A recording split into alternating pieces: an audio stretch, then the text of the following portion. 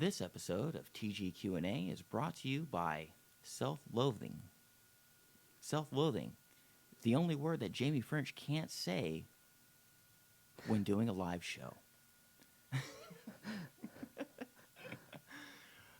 Yes. Self-loathing. It's when people hate you and it's just not enough. Self-loathing. Yes. Self-loathing. We keep you grounded. Self-loathing. You're really giving me the ASMR experience right now. Yeah, I know. Isn't it? Okay, so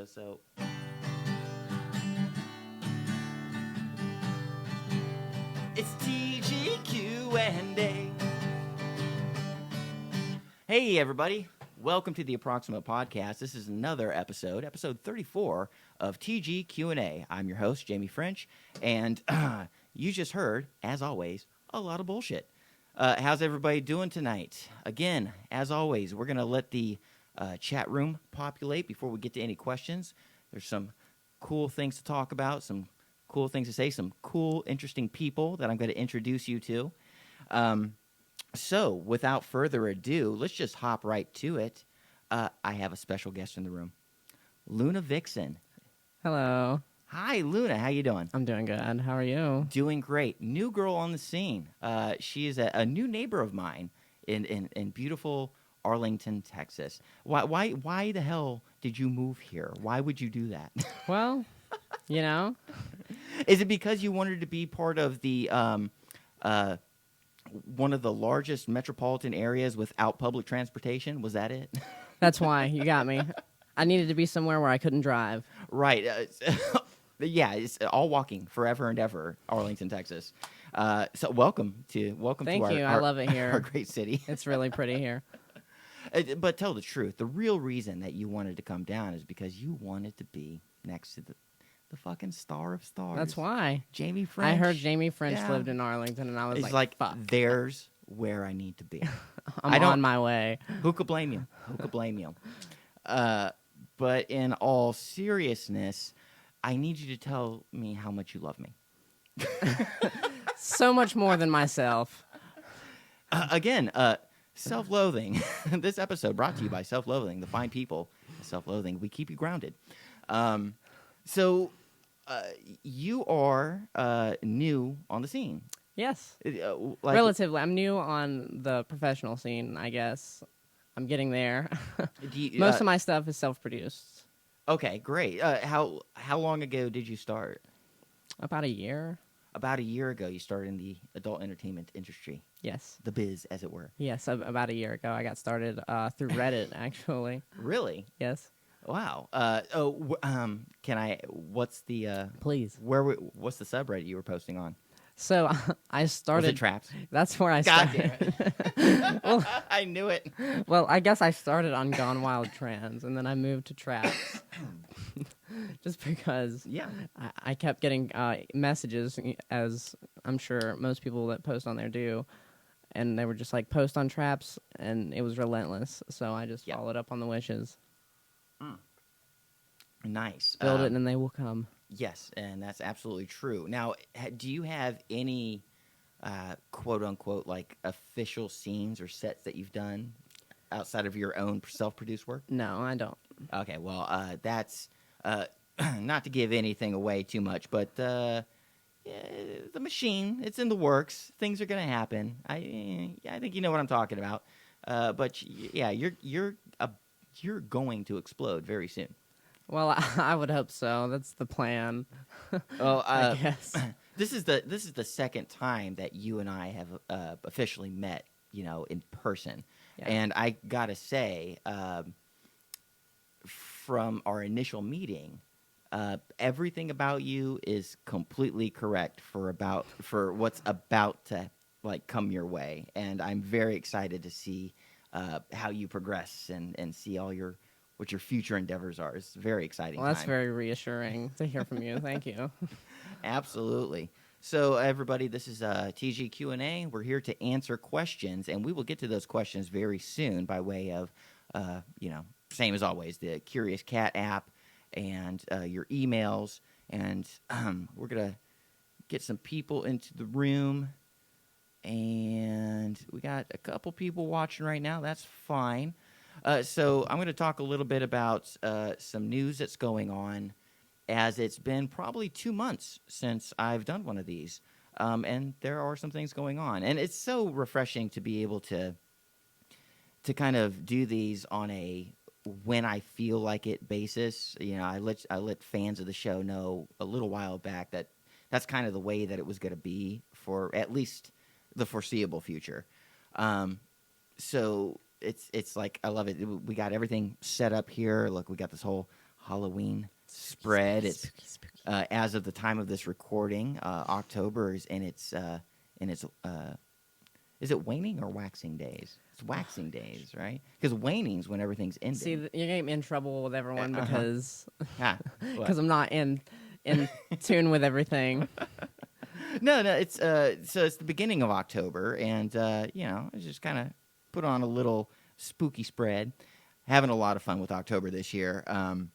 It's like so many people's. It's my favorite time of the month. I'm certainly feeling spooky vibes this month. Yeah, I'm loving it, and I'm like all in this year. Like for the past, Jesus Christ, maybe 5 or 6 years, I haven't done anything fun for October or fall or specifically Halloween, and I just feel it right now. So I got a spoopy kind of spread. So having fun with that, but. Some actual news that's going on. I've been really, really busy, which, again, fans of the show know that's why we haven't been doing so many episodes. Got some really kick-ass things happening with the adult career. And nothing, again, that I can speak about right now because of contract kind of stuff. But you'll know when it happens. But I had a really cool thing happen, I'd say about 3 weeks ago. I landed an editing job with one of my favorite podcasts. And listeners of the show, I'm sure you know of this podcast as well, if our tastes align at all. The Unpopular Opinion podcast, that network of podcasts, my favorite for like 4 years now, like the definitive go-to podcast that I listen to. I got hired on as an editor for them, and like the current 5 episodes that are out on the Unpopular Opinion Network, those are done by yours truly, and I'll put links in the description and everything. But that's very, very exciting for me, and it's really, really cool to be a part of that show. And all the people that are involved with it. So a shout out to Adam Todd Brown and his entire crew. Thank you so much for the opportunity. It's still kind of weird to me and kind of like dreamy that like when you go to the Unpopular Opinion Network and you check out some of the latest podcasts, that's my handiwork. Like I literally edited it and dictated the flow of the show that you're going to hear. And that's so fucked up and weird. Like, the reality's going to set in soon, but I'm still in a very high state about it, and I love it. So thank you very much, Adam. And so, I don't know, let's go ahead and get to some questions. We're going to start with emails first and see what some of the fans have to ask. So we're going to start, we got an email in that has several questions from a good friend of the show, Evan. Evan says, okay, and just as a preface, I can't speak. I have no idea how words work. It's the spoopy. Yes, I'm just so frightened about everything that's going on right now that I've lost my mind. So Evan says, and here's what I was going to say. I didn't pre-read any of this stuff. So whatever you hear, So I'm this hearing is it for the first time just too. Cold, blind. Yeah, we're just going in cold, which is the way I like it. Let's see. Says, hello. I hope I find you and everyone well. I'm doing well. You doing well? I'm doing well. You sound like you're doing well. I like it. I'm well. Says, sorry for the delay in this letter. I know that I told you that I had an issue with my health. Oh, yes, I remember this very well from a past episode. It has a bit to... it has had a bit of an impact that has now finished, and I'm back to my normal self, for whatever that's worth. Okay, well, good. I'm glad to hear that that you're back in good health. I was afraid I was going to lose you there for a second. Don't scare me like that, Jesus Christ. Especially now that it's Halloween. Boy. Question 1, Evan has. Question 1 says, I've become interested in fretless bass guitars. What is your opinion on them? Now, you're a musician. Now, what a fretless bass, is this like a upright bass? Oh boy! So I'll take the question. I'm like completely Okay. So a fretless bass is exactly what it says it is. It's exactly It's as just described. a regular bass with it's no a regular frets. bass with no frets. So it's just a super smooth. Is fretboard. it played with a slide? No. It's just played with your fingers. Okay. And it takes one of two things: having a really good ear for intonation. So like a violin player, viola player, cello player, and anything like that, where they're playing fretless instruments, or you rely on the little dots like on the edge of your fretboard, because generally a fretless bass won't have like fret markers. They won't have the little inlays. So it's just a super smooth board. I would be lost. So you have to like look at the kind of bleeding edge of the neck and hope that they put dot inlays. And usually they do. And so you're fucked if it's a dark gig. But if you can see your fretboard, you just play the bass as you would, a fretted bass. Okay. But it has the charm of the fretless bass is that it has a very particular smooth, rounded sound. And it's like everything about a fretless bass is all about like glissando. So it's just all really slippy kind of sounds. Okay. And it can be very effective. And I think this will kind of get to the point of answering Evan's first question, is that it's not that there's a way that you need to think about the fretless bass. It's not a matter of preference.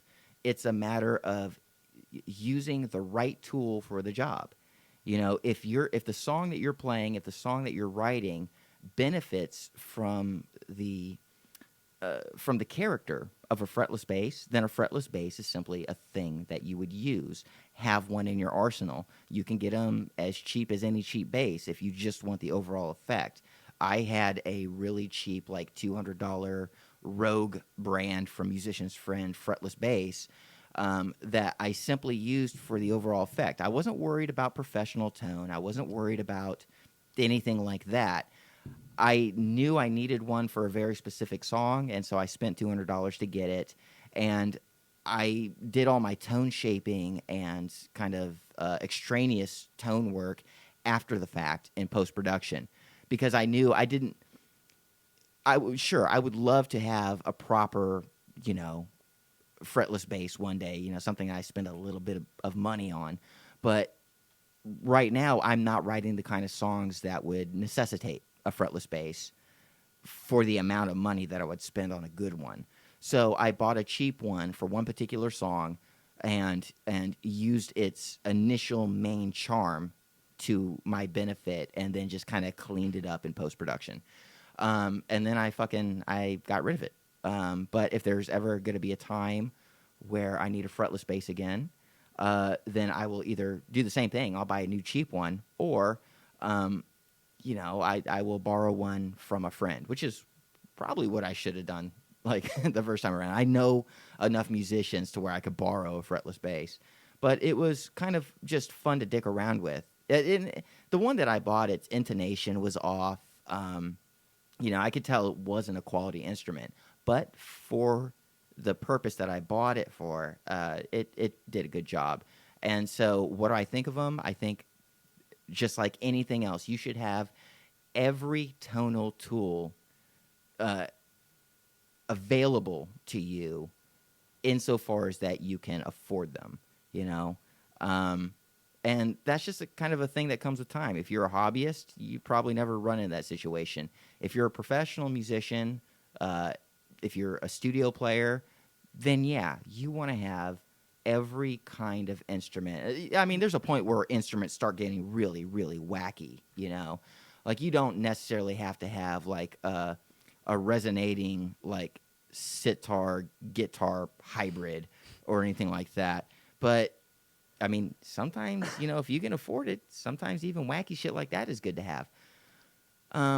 But having a fretless bass is one of those things where the only thing that sounds like a fretless bass is a fretless bass, and they're a common enough instrument, and their sound is such a part of contemporary music that it would benefit you to at least have a cheap one if you can do it. And if you can get a good one, even better.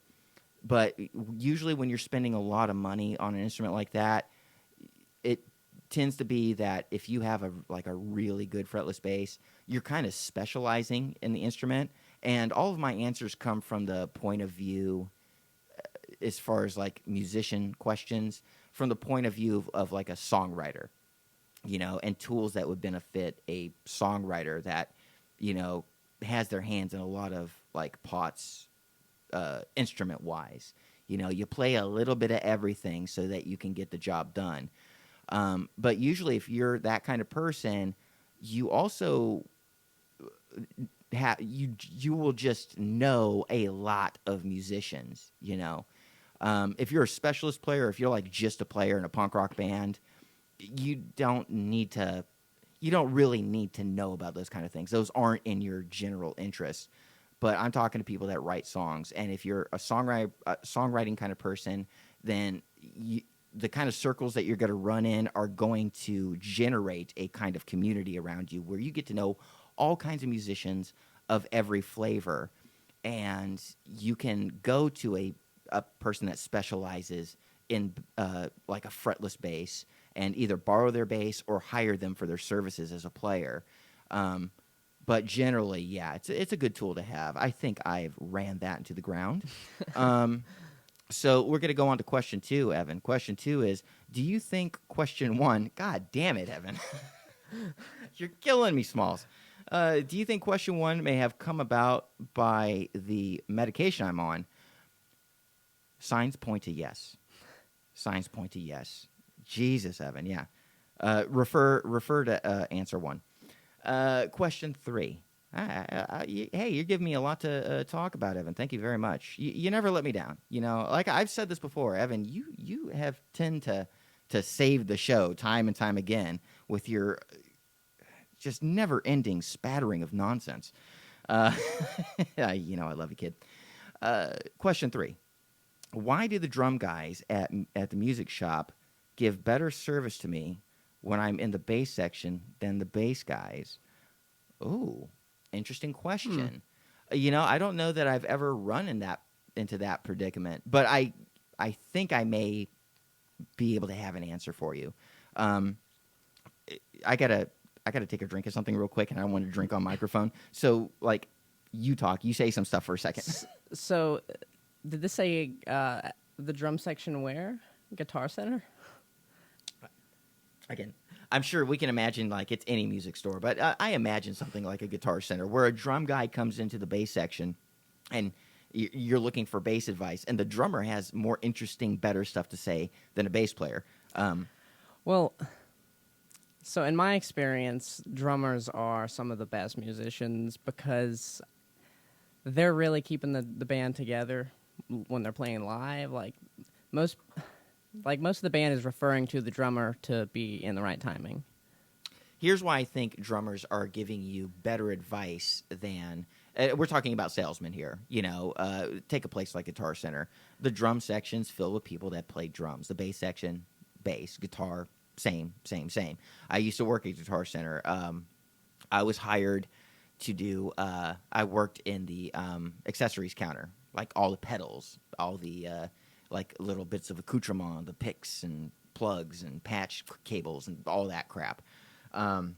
It's because they already had, I specialize as a bass player, but they already had people in those departments. So they kind of put me in the, like, grab bag department. Anybody can sell this shit, you know.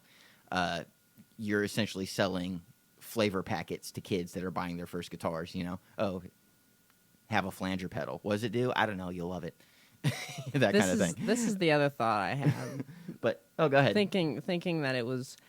I remember buying things from I almost said GameStop, Guitar Center, and like 2 or 3 times we were buying like a new bass or a new amp or just something expensive, and another guy would just swoop in right at the last second and just check us out. And I don't know if they were getting the sale for it. Yeah. That's what I was thinking. Okay, so that's actually a really good point that you bring up. Now I'm gonna do my point, but then I'm gonna go back to your point because that's a kind of cool little, well, not cool, but it's a behind the scenes thing that happens. So I think my gut tells me that the first answer is the reason why a drum tech, a drum salesman, is giving you better advice about the bass guitar rather than an actual bass player that's a salesman is because you as a bass player and the drummer, and you've heard this time and time again, y'all are one essential instrument that forms the backbone of an overall entire band. And from a drummer's perspective, he is the man that keeps time. And he depends on you to help him perform that essential function. So anything that's worth doing is worth doing with a solid foundation from the bottom up. And a drummer is at the very foundation in the bottom of any contemporary rock band, any contemporary, like pick a genre in rock, pick a genre in pop. You can, like, we get down to the base of what contemporary music is. And the drummer is the key. And so the drummer will know best of all how to service everything that's above him. Who's next in line? The bass player. And he relies on the bass player. So he's going to give you advice about a bass guitar and about your playing. He'll sit and jaw at you about what your function is in respect to his abilities, because he knows the importance of it, so long as you're talking to a drummer that knows what the fuck he's doing. But that's why he's giving you such sage advice. Whereas a bass player that came in that was your salesman, he's not thinking. He's on the next step up, and he may have things like he may have things like tone in mind or flashy playing, like everybody along the scale of what it is to form a band, from drums to bass player to guitar to vocalist, and then like your keyboard players that are kind of linear I can't speak, that are like linear on the plane of like a guitar player. They all tend to think that like good ones will know their place, but they're always a little bit more aspirational, like kind of thinking up towards the next level in the pyramid. And so a bass player may tell you all the things that are specific to the charms of a bass and try to sell you on like tone, and try to sell you on like wood, try to sell you like what the instrument's made out of, try to sell you on the style of music that you're playing, and not really selling you on like the essentials of what it is to be a bass player. They're never going to sell you on the role of being a bass player, because the role of being a bass player, when you break it down, is boring. It's really, really boring, and it's hard to make sales off of that. So you have to speak to all the fancier stuff about bass playing. And so when you hear a drummer tell it from his view, he's not concerned with your ego. He's concerned about you trying to make the best music as possible. And so when he gives you advice, or she gives you advice, it's going to sound a lot more like there's going to be a lot more gravity there.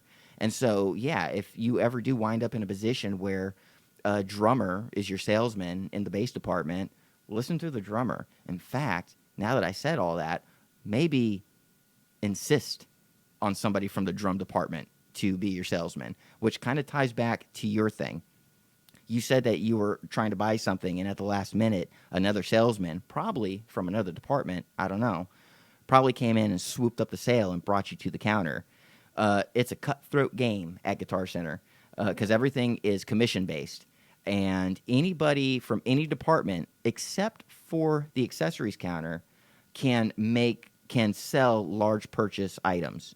So if somebody was showing you a guitar, say like a nice $500 Pacifica or something from Yamaha, and you spent like a few minutes with him, but then he fucked off and went to fuck with other customers, and a guy from keyboards comes in and says, hey, I can bring you to the counter. We can get you that item. He gets the sale. And then if that happens, you're fine. You don't give a shit about it. You just got your guitar and you fucked off. But what happens behind the scenes is there's going to be a fight. Really? There's going to be a fight in the break room. They're like, dude, that was my customer. That was my sale. You're not even in my department. And that doesn't matter, but they'll use that because humans are fucking apes and we're just angry. And then the guy will go, well, hey, sorry, like they were waiting 10 minutes and you fucked off with another customer, man. And it was slow in my department. So I saw him. I took him. We got to a point where we always went to the same guy because he was so good at coming in and swooping up our sales that he would give us discounts. And so we went to him. And I'm sure that's why he loved us so much. Oh, absolutely. But that's also a testament to how good of a job he was doing as a salesman. Yeah, he was awesome. That's a cool guy. That's just, I remember that just like any business, there are so much politics behind the scenes, and it's such a personality-driven business.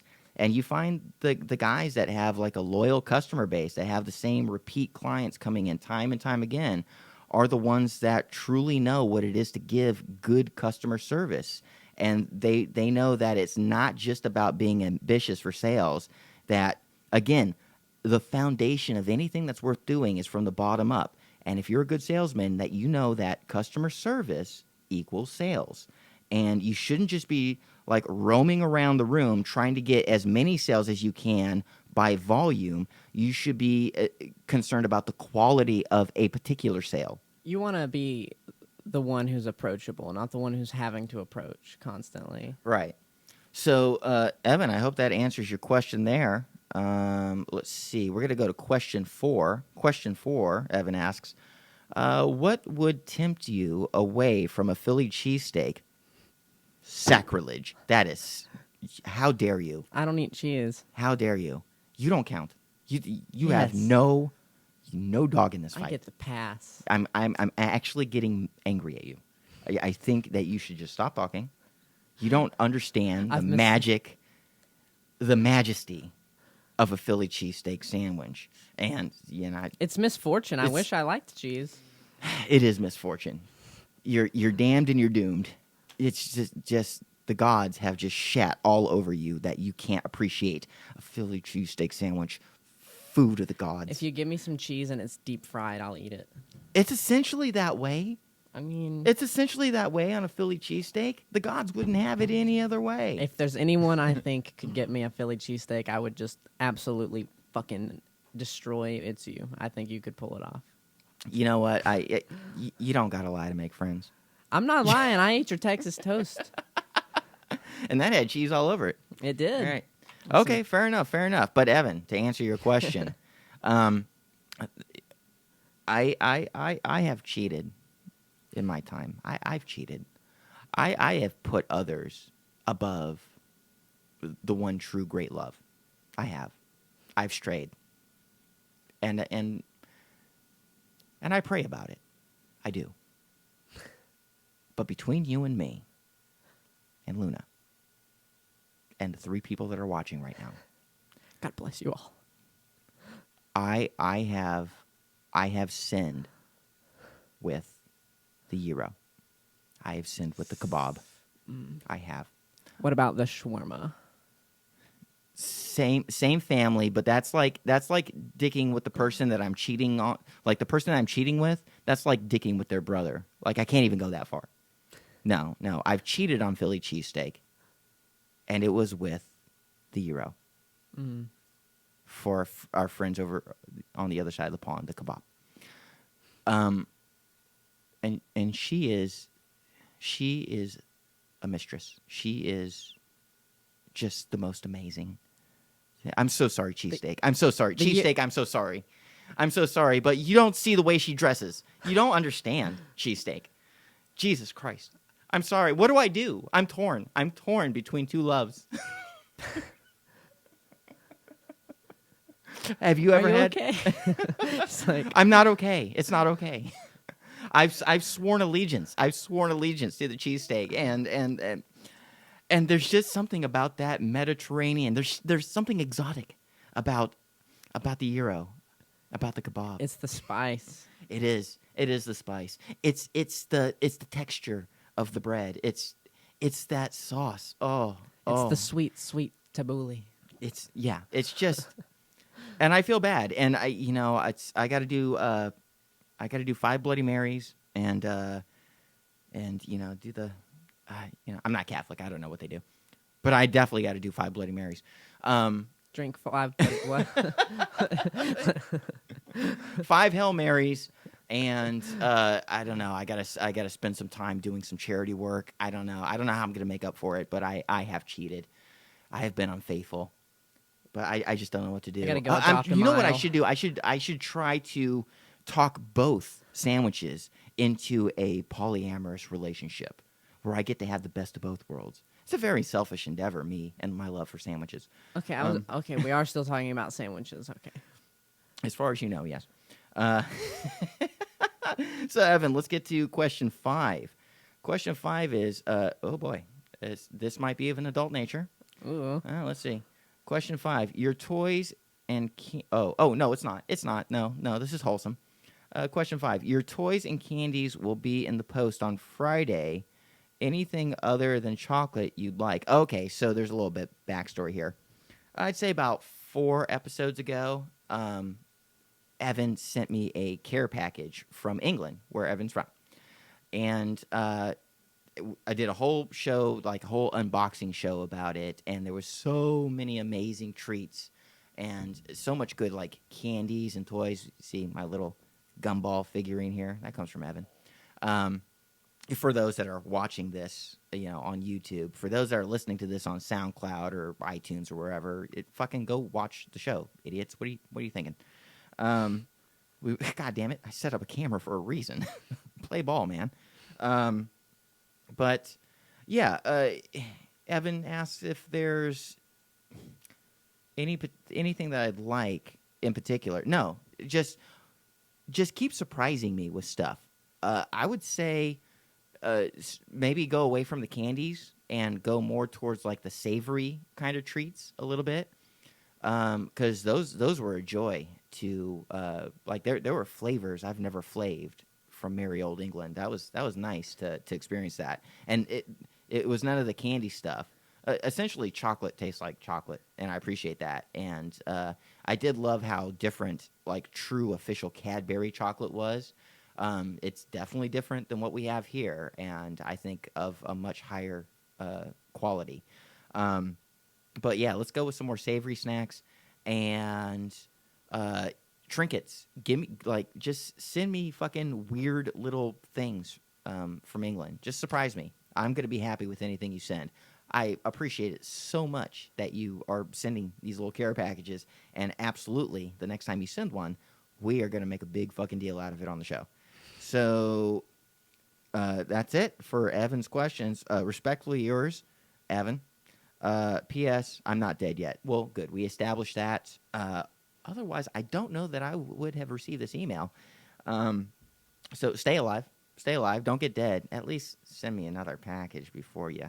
Okay? You know? Take some time. Make an effort. I need it. Thank you. So now we're going to move on to I was going to mention how the PS there reminded me of a My Chemical Romance song, and then I was like, I better not mention that. Better not talk about My Chemical Romance. Why? You like you like those kids? Oh yeah. Those 40-year-old kids? Yeah. What's your favorite I'm going to kill some time here. What's your favorite album by them? Why do you like them? I love how Why do he I phrased like that. them? Why do you like them? I was in the That's 7th very, grade. Very accusatory. Why do you like them? I was in the 7th grade. I had no friends and found a skateboard and My Chemical Romance, and that just is what did it for me. You found a skateboard and My Chemical Romance. I didn't find did it. they hand you the skateboard? No, Were they a sticker on the back of the skateboard? And you're like, what's that? I wasn't just like walking and found. I mean, I acquired these things, and I was about it. Who turned you on to My Chemical Romance? God, I don't even know. Probably found it on LimeWire. They're listening now. They're going to be very offended that you didn't give them their. No, but I have since then paid for all their albums. But I was in like the 7th grade. I didn't know you could even pay for an album, probably, or how to at least. Jesus Christ! I was a stupid kid. Oh my God, you're so young. Okay, this has been I'm Ancient Hour with Jamie French. I'm literally talking to a person that didn't know that they could pay for music. Okay, well, I guess that came out so awfully phrased. I didn't know how to pay for music. I was in 7th grade. I didn't have a card. I guess I could have gone to Walmart and bought like an iTunes card, but I was like I was skateboarding. I didn't. Walmart to this day still has a small section where they have CDs. I was a punk-ass kid. LimeWire was what was happening back in those days. Oh my God! You know what that is, right? I'm 59 years old. I don't know what LimeWire is. Oh, Jesus Christ. LimeWire was what I was getting off to while you were thinking that it was the way that music was disseminated. I was like, Jesus Christ, I never have to pay for an album again. And you're like, Jesus Christ, music's good. This is just how you get music. What a difference in, oh my God. Being born in 1999. Oh my God. I mean, I'm so sorry. I don't even know my year. I was born 1995. Still. Man, I was plucking my first bass strings while you were just... I need more coffee. Oh, I'll get you some more coffee. More coffee. So now what we're going to do is we're going to move on to our Curious Cat bit. And actually, we're making really good time here. We're at 37 minutes. So I'll just get to a few of the Curious Cat questions. Fans of the show know that this is where our questions come from. CuriousCat.me/Jamie French. I've been wanting to make an account there, but like I'm afraid. Why? What are you afraid of? I mean, is it? Nobody's like rude there. I mean, is it? Oh yeah, no. There's I just don't want to deal with shit. Oh yeah, no. Yeah, I deal with enough shit. It's a complete shitstorm. Okay. That's half the fun. So, case in point, most of these you're gonna find come from a person that's calls themselves anonymous. Oh gosh. So many anonymous. Anonymous asks a lot of questions. Sometimes, if you're lucky, you get somebody that actually uses their name. But no, all of the questions that we have, they're all from Anonymous, our good friend that has supplied so much to the show. We're going to start from the top. All right. Anonymous asks, oh, Jesus, what is love to you? Okay, Luna, what is love to you? Baby, don't hurt me. Just like go. Don't hurt me no more. What is love to you, Luna? You're 23. Damn. You got the world by the balls. You really asked me a hard one now, huh? Yeah, you have all the answers. You're young. Come on. What's What love? is love? You got to figure it out. What is love? Just find someone who laughs at the same shit and you like to cuddle. And I think that's love. Jesus Christ. I'll simplify it. That was succinct as a motherfucker. I will simplify it for you. You want to live a happy life? That's how, like, with a person, that's how you do it. I don't know that I could beat that answer. I probably have 9 hours of things to say about love, and I think you just fucking nailed it. Find somebody that you can laugh with. And if you obviously if you guys like fucking, then that's great too. That's great. There's levels of cuddling. You got cuddling, you got fucking. I love that sex is a level of cuddling. Yeah, that's deep state cuddling. That's elite cuddle. Nice. Okay, hey, you know what? That's your answer. That's tonight's answer about what is love. What is love to us? Luna nailed it. Fucking nailed it. Second question comes from our good friend Anonymous. Asks, if a man sucks a condom-wrapped cock, does that make him gay? By definition. So, By the definition made by the straight people of this world, yes. well, like, what do you think about that? Is like, unpack that for me. I mean, If a man sucks a dick, I don't know why. Whose I don't dick? know. I don't know why a condom would matter. But if a man sucks a dick, whose That's- dick? I guess anybody's.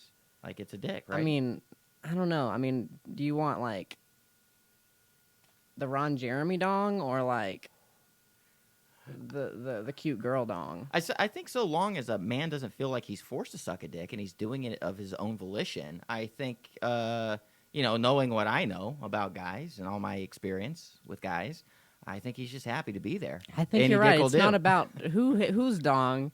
It's just about the dong. You're right. Yeah. And, if you're sucking a dick, you're fucking gay. And if you're gay, fucking own it. Fucking suck that. Because dick. I know where these kind of questions come from. They come from like a fragile sense of masculinity and sexuality. And I say, yes, it's gay. Go buy the most rainbowy fucking shirt that you can. I want you to get the smallest Look at it this little way. shorts. I want you to parade that shit and be proud of it and trust that you found something that you love to do. Take all the shame away from it. Shout it from on top of the gayest, most colorful mountain. Wait for a rainbow to come over after a nice rainy day, and I want you to take a fucking megaphone. I want you to shout it into the fucking heavens. I'm gay.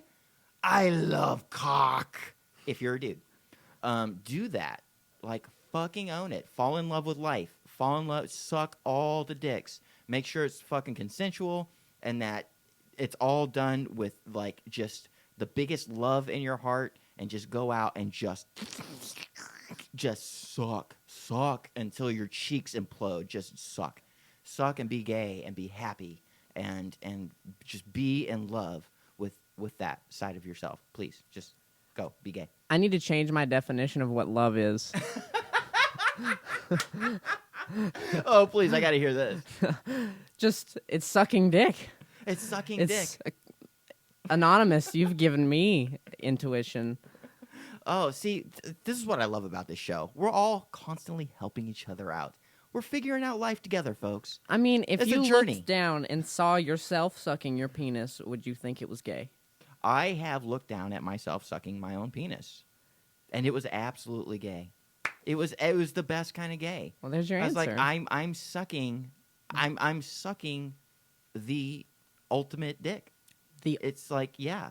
It's like everything about my sexuality has, like, been dictated by my cock and its specific needs, and there I am sucking it. I'm praying to the God of me by sucking my cock. How weird does that sound? Yeah. So, I got to get back into it. That's a really hot seller. But I've had a few too many cheesesteaks in my day. I got to go back to the gym, see if I can go pray at the altar of my crotch once more. So, yeah. Now, and this whole condom bit in the question, well, if a man sucks a condom wrap cock, does it make him? Yeah, absolutely. It's just you're just being responsibly gay. it's not a straight filter, Yeah, you know. yeah. There's nothing about a thin membrane of latex that changes anything. If anything, it makes it a little hotter. I have a latex fetish myself. I can suck. Makes on it gayer. Yeah, it makes it gayer. So please go out, go join a parade, go march in the streets, raise your fist in the air, and then put that fist in somebody's asshole. So there's your answer for that one. Anonymous also asks, I work with a guy who only has one leg. I can't stand him. He keeps toppling over. But ching. Okay, great. Thank you for that question. That wasn't a question. That was what we call in the business a joke. Nice. I like it. I appreciate it. Anonymous also asks, and we're coming up on the 44-minute mark, so we're going to probably wrap it up after this one. Okay. I got 4 to choose from, so I want to end on a kicker. Let me see here. Going after this one. Okay, so we're going to go with this one. Anonymous asks, how will human civilization end? Thoughts? Thoughts, Luna? How will civilization end? Kind of feel like it's ending right now. Like it's slowly just in the process of ending. You think so? Because I think every generation feels like they're going to be the last ones to Maybe you're right. to see everything go down. See, so I mean, when you were 23 years old, what did you think? Dude, I remember very specifically. Like, I actually had a kind of like, it got to the point where historical events kind of lined up to where when I was 20, I didn't just pontificate about what the end of civilization was. I had a front row seat. Like, there was a timestamp where I actually had to think about it for a hot second, because it was September 11th, 2001. You've seen a lot of stuff now that I I'm was like 20 years old, and it was around 10-ish in the morning, Central Time, and I was just waking up, ready to start my day in a tiny little efficiency apartment, sleeping on my couch, and I always used to wake up to the Howard Stern show, and I was about to get ready for work, but I had like 2 hours to kill, and I would just spend it, jerking off or just listening to the radio. The Howard Stern show came on, and I remember being halfway asleep when I bolted off the couch because Howard Stern had completely said, wait, shut the show down, shut the show down, shut the show down. I'm like, what the fuck is this? And they turned on the news when the first plane hit the first tower. Wow. And at first it was like an anomaly. It's like, oh shit, this is really big news. A plane is hitting a huge iconic building. Sounded like an accident, but an accident that made you go, what the fuck? Wow, let's keep listening to this. And then the second plane hit, and then the Pentagon got hit. And with the confluence of those three events happening, it happened at such short succession that I remember, like, my imagination went wild, like so many others did on that day. And I remember stepping out of my apartment and just looking up in the sky, thinking that, oh, this is an overall, like, this is an attack on the nation. It was completely unprecedented to hear that something like the Pentagon could be attacked. We didn't know what it was at the time. We didn't know if it was a missile or a bomb or a plane that flew into the Pentagon. But at the moment that they said that, my immediate thought was, like, all bets are off. And I thought, 3 hits within like a 2-hour time span, and the Pentagon is one of those hits. I went outside. I looked up in the sky. I said, okay, all major cities are going to be hit by something. We don't know if it's the Russians. We don't know if it's this country or that country or who or what the fuck it is. Nothing was known at that moment. So I literally went outside. I looked up to the sky and I said, well, I'm smack dab in the middle of DFW. And if they're hitting major cities and like major areas of national interest, then I fully expect the bomb to come hit Dallas. And I just looked up at the sky literally waiting for like a nuclear bomb to drop. Because that's how little we knew. And I thought that was how all of this was going to end. At least, that point in history, that everything was going to change from that point on through sheer force and violence, just violent acts. And, whatever the future was going to be from that point on, hopefully there would be people left and, there would be a continuing of civilization in some form or another. But at that moment, I thought, well, this is where everything ends and changes. Now, I think that's closer to what I think, that it'll be like nuclear ending. Yeah, I mean, it's hard to say, and it's a big, weighty, heavy subject to go into. But I do know this. I know that with a large enough objective view on just human history, and I know that we're living in a day and an age where everything that we're doing right now is completely unprecedented against the entire lineage of human history. What's been happening in the past 200 years since the dawn of the Industrial Revolution has raised the stakes of human evolution in such a high arcing stretch on the graph of human progress that we are literally, there's no precedent for everything. Hundreds of thousands of years of being hunter-gatherers, 5,000 years of having what we recognize as like modern civilization, and then up to 1 million years as just roaming around on the plains of the earth, just trying to dodge sharp-toothed things. This is a really weird time, and there's nothing to compare this to. We're the aliens. But I know that over the stretch of all of human history, like doom and gloom has always been a part of human nature, because as far as we know, we're the only animals that are like truly cognizant of their doom, of their demise. And it makes living life really scary. It goes beyond, like a deer running away from a tiger, or whatever, or an antelope running away from a fucking lion. There's those base instincts of survival, but we're the only people that really, or we're the only animals that really get to kind of pontificate on what we know is actually truly going to happen. And it fucks with us, and it fucks with what we feel is a sense of purpose, what we feel is a sense of identity, what it means to enjoy the base level of what it is to exist, which is essentially pleasure and pain.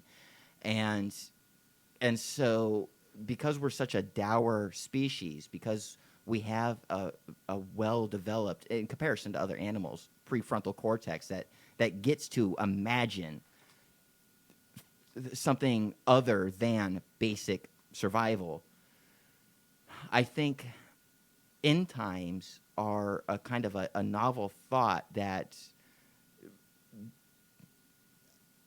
serve a function. I think that they're kind of a kind of a catharsis, those kind of thoughts. If you can think your way past death, or you can imagine when death is coming, then you have some sort of agency over your own demise. Even if you're powerless circumstantially, you still gain some agency by being able to predict when it's going to happen, and it makes you feel like you have at least that little bit of power. And that's what anybody wants.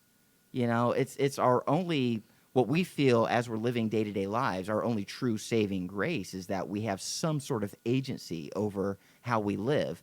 And so you look back at the past, like modern human development, and from the days of Gilgamesh, when we were starting to tell stories, every generation since then, since almost 10,000 years ago, every generation has had their own kind of end time story, doom predictions. Everybody thinks that they are the last, or that they are the pinnacle of human evolution and human development, and that everything is so crazy that this must be the end point. But if you take a long scale view and you step back, you realize that from the time that we were starting to tell stories till this very day, that we could, from the time where there was actual transference of actual information, which is what makes human truly human, the modern human, transference of information from one generation to the next. More than just grunts, but being able to catalog information and disseminate it through, the course of ages. When we were that way, when we started to develop ourselves that way, being able to think that you were the end-all be-all, and that from this point on, everything is just going to be complete doom. I mean, I don't think that civilization is essentially going to end. I think that it will peter out through evolution. I think that we will naturally, just on a gradient curve, become something that is beyond what we are capable of understanding right now, it'll be that, or it'll be how the fucking dinosaurs or any of the 5 grand extinction events have gone through means that are beyond our control. The Earth will take us, whether it's by fire or the universe will take us, whether it's by just something as dumb and as brutish as being hit by an asteroid. If it's going to be immediate, it's going to be through nature. If it's going to be the end of how we appreciate ourselves as human beings, it's going to happen on this just like gradient curve where 10,000, 100,000, a million years down the road, we will become a species that we couldn't even begin to recognize, you know? So I don't dig on end times or doom predictions or anything. I think that's just a property and a characteristic of what it is to be alive and contemporary within the space of about 70 years. Those are just natural day-to-day thoughts, and nothing is to be made of them. So I hope that answers your question. I like your take on the whole, give me the cyberpunk future. Fuck yeah, that's where I'm at. So now we're at 55 minutes, so it's a pretty good time to wrap the show up. But before we do that, I'm going to address the room before I play us out with a little song. So we got Brett Wendell in the room, longtime listener, longtime caller, in the chat room here on YouTube. I'm just going to read through some of Brett's questions. Brett says, you've been gone for so long. All the old live gang is gone. No. Stephanie, she's chilling out in the bedroom. Orion's probably playing a gig right now or working. When I can have new guests over, I do bring new guests over, and we just happen to have Luna tonight. So you say hi to her, and you praise her. She's a fucking trooper for being here tonight. Brett also asks, you need to have Luna on all the time. She has a quick wit and a biting sense of humor. I know. I love this kid. I love this. She's fucking amazing, and she lives just around the corner from me. I plan to have her over as often as I can because I really enjoy your company. Thanks. I like hanging out too. It's a lot of fun. Okay. We got Brett. You have any more questions here? Brett says end times are a means of religion to control others. Yeah. Hey, I remember being in high school. Let's see. You two have been great. Enjoyed the laughs and deep thoughts. And that is how we are going to tie a bow on this fucking show. So, Luna, as per tradition on this show, I'm going to play us out with a little tune, and we'll fuck off, and then you and I will get to hang out. All fuck right. These guys. Fuck them. Kick them to the curb. Kick them to the curb.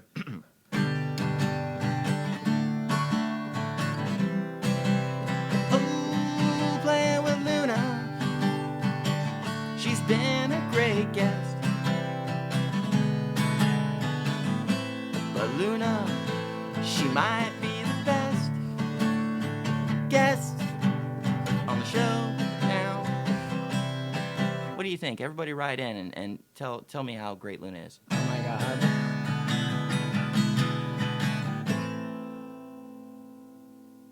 It's TGQ&A.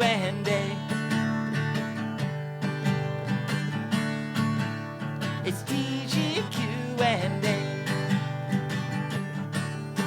Okay, everybody, good night. We'll see you later. Bye. See you next time.